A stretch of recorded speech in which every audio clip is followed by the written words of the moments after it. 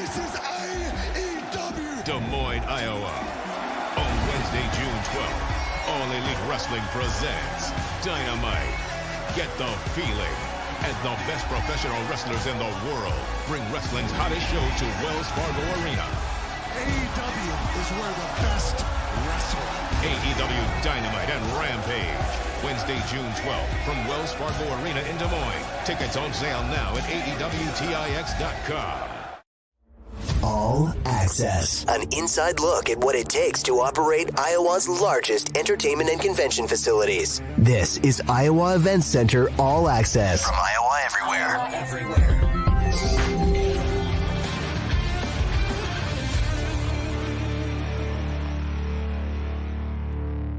All right, what's up, everyone? Welcome to a special on-location edition of All Access here on the Iowa Everywhere Podcast Network. Matt Van Winkle, Adam Flack, we're here live at Wells Fargo Arena today. It's nice to have you guys come in and see it, before setup happens here in about 24 hours. Yeah, this is cool to see the arena empty, and we're actually joined by a special guest that's going to be on the stage here tomorrow night, Wednesday, June 12th. We got Orange Cassidy here from AEW. How you doing? I'm doing fine. It's just very bizarre to see it without anything in it. I know. It's very quiet too. When you're on the stage, you got the full lights. The crowd is pumping you up. So to be in here is a little weird, probably. Yeah, there's usually fireworks and yelling and somebody trying to punch you in the face. So this is a little different than what I'm used to. This is the best time for me to come into the arena. It's quiet. You can hear a little bit of a buzz from the digital boards, but you're having that rough day. You're trying to think of that next promotion or some way to sell tickets to AEW, and you just come over here and sit and get a little peace and quiet. So it's great when it's full, but it's also a unique feeling when it's empty. AEW is coming through Wells Fargo Arena June 12th. As we mentioned, tickets are available at AEWTix.com. This is your guys' first stop through Des Moines. What can people expect when they come to an AEW show? Yeah, so first time I tell everybody that want to come to an AEW show is. It's a little bit of everything. So you get a little monster jam, like big monster trucks. You get a little bit of a rock concert. Yep. It's like a little bit of fashion show. You're gonna see some fireworks, sprinkle in some magic, like live magic, and then people punching each other in the face. So you get all those things in one show. And if you like one of those things, I promise you'll have a good time. What's not to love about that? I mean, I think you combine everything that goes on in here into one event. Why not? This is probably the first time I've done an interview with somebody that has their face on their shirt, by the way. Yeah. Explain that to the crowd. Well, I needed a shirt to sell, so I put my face on it. Yep. And I said, you could sell this. Yeah. So now they do. And everybody knows that I'm this person. That is me. That's me. No words, just your face. Yeah, why not? Yeah. It's kind of cool. I mean, I wear it. I've been wearing it for 5 years, so I hope it's cool. Could I walk around with my face on my shirt and be that cool? I don't know. Next episode, I'd expect to see it. For Halloween every year, I get a lot of people that dress up like me, and they will make a custom shirt of their own face on their own shirt, and I think that's hilarious. It's pretty easy to do nowadays to make a custom shirt like that. Anybody can make a shirt. Just go online, type in anything, Don't do that with this though. Go to shopaew.com. Buy this. So what's that like when you're out and the first time, you're walking the streets, you maybe got some time before the event and you see somebody, wearing a shirt with your face on it. I mean, there's got to be kind of that surreal moment.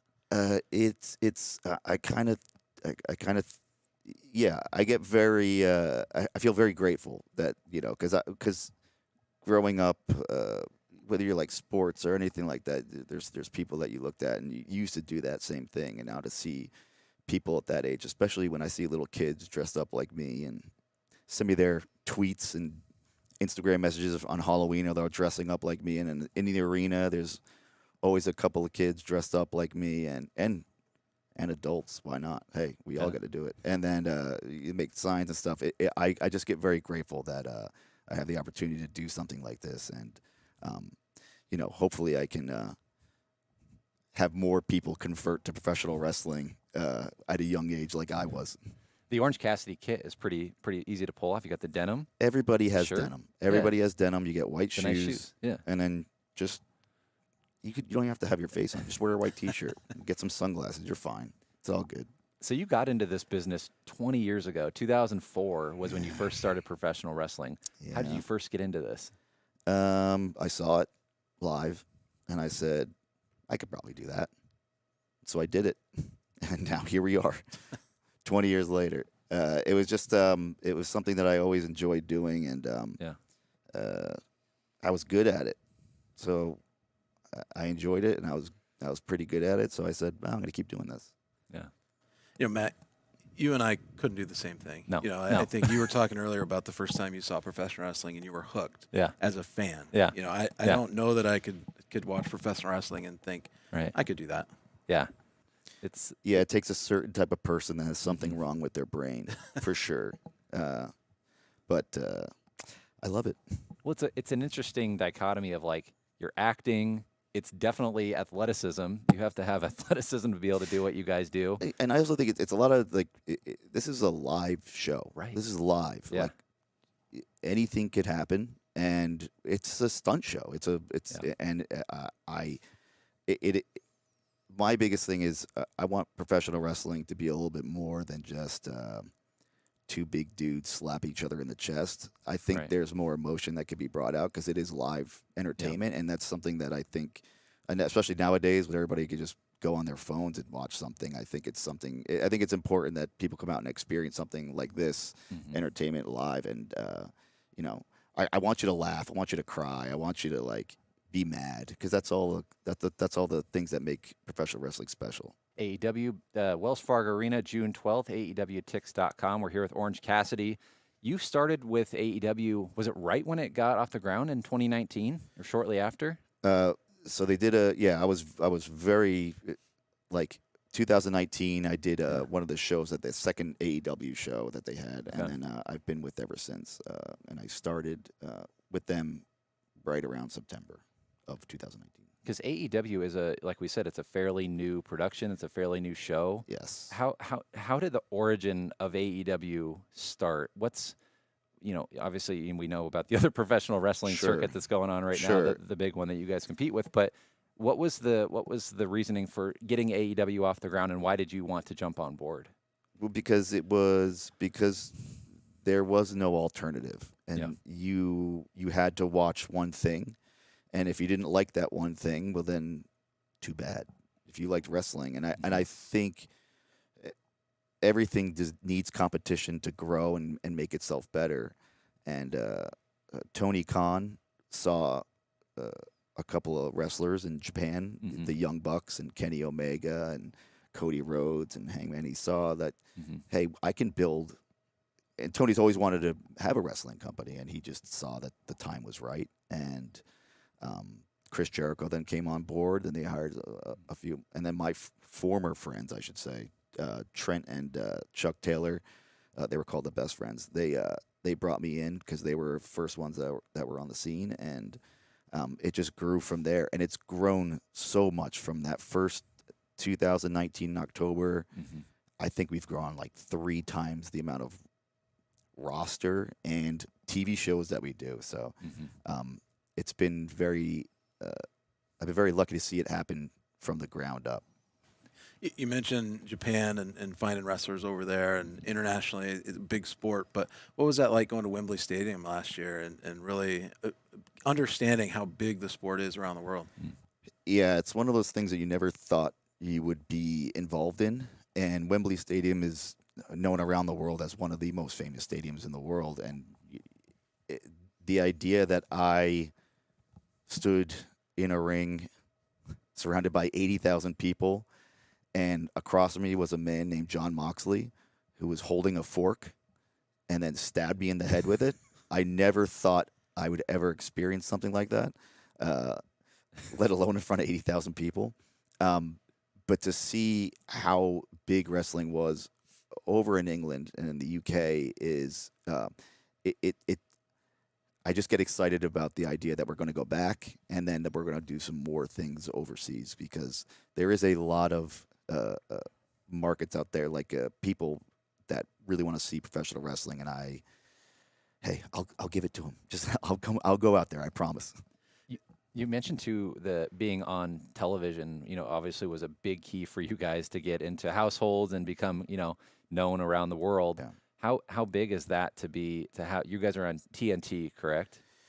Yes, TNT and TBS, and I will say this: it was a little bizarre when we were watching the NBA playoffs in 2019, and then all of a sudden a video of me putting my hands in my pockets and jumping off the top rope onto people showed up, and that's when it really hit me. I'm like, oh, no, this is a thing now. Like we're in it, and the idea of how many people will be now seeing that.